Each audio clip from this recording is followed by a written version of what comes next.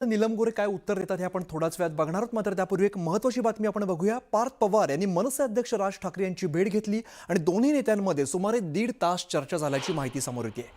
राज ठाकरेंच्या शिवतीर्थ या निवासस्थानी पार्थ पवार भेटीसाठी गेले होते आणि या भेटीचं कारण अद्याप गुलदस्त्यात आहे। दरम्यान पार्थ पवार आणि राज ठाकरेंच्या भेटीमुळे त्यात नेमकी काय चर्चा झाली आहे स्पष्ट। दरम्यान अजित पवारांच्या विमान अपघाताला आता 2 महिने पूर्ण झालेत आणि या पार्श्वभूमीवर तपासाच्या मुद्द्यावरती ही भेट असल्याची दाट शक्यता आहे। गेल्या काही दिवसांपूर्वीच रोहित पवारांनी राज ठाकरेंची भेट घेतलेली होती। अपघातासंदर्भात एफआयआरचा मुद्दा यावेळेला त्यांनी लावून धरलेला होता आणि सरकारवर सुद्धा टीका केलेली होती।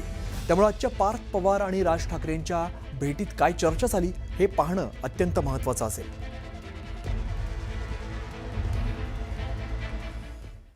पुढे जाऊया। एकनाथ खडसे यांच्या अडचणीत वाढ झालेली आहे। खडसेंविरोधात बोदवड पोलीस ठाण्यामध्ये तक्रार दाखल करण्यात आलेली आहे। खडसे यांच्यासह मुलगी शारदा यांनी फसवणूक करून जमीन खरेदी केल्याचा आरोप आहे। 2002चं प्रकरण तब्बल 24 वर्षांनी पुन्हा एकदा समोर आलंय।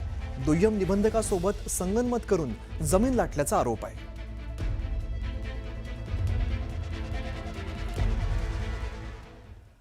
पुढे जाऊया आपण। मुंबईमध्ये महापौरांच्या दालनामध्ये मानापमान नाट्य रंगलेलं आहे। गटनेत्याच्या बैठकीमध्ये अपमान झाल्याचा पेडणेकरांचा आरोप आहे आणि विषय न कळवता तातडीनं बैठकीला बोलवल्याचा दावा केलेला आहे। महापौरांचा शिवसेना नगरसेवकांसोबतचा संवाद, त्यामुळे विरोधक आक्रमक झालेत।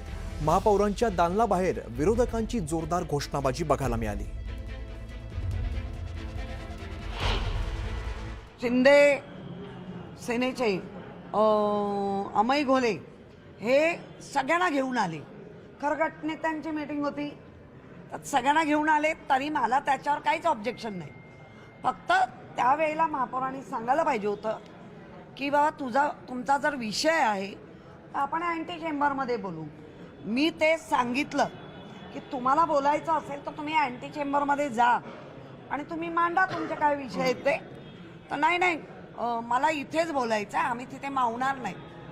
खरं म्हणजे अँटी चेंबरमध्ये 6 लोक तर चांगली बसू शकतात व्यवस्थित आणि बाकीचे उभे राहिले असते, पण तसं न करता शेवटी माझ्या लक्षात आलं। मग मी विचारलं म्हणजे आम्ही जायला पाहिजे का तुम्हाला? आम्ही जायला पाहिजे आणि मग तुमचे विषय होणार? तर मी तेही म्हटलं की अरे गटनेत्यांची मीटिंग आहे, तर तुम्ही आज सगळ्यांना घेऊन आले तर त्यांना आतमध्ये बसायला सांगा। हा सरळ ज्याला असं एक हिंदीमध्ये म्हणतात ना, बकायदा इन्सल्ट,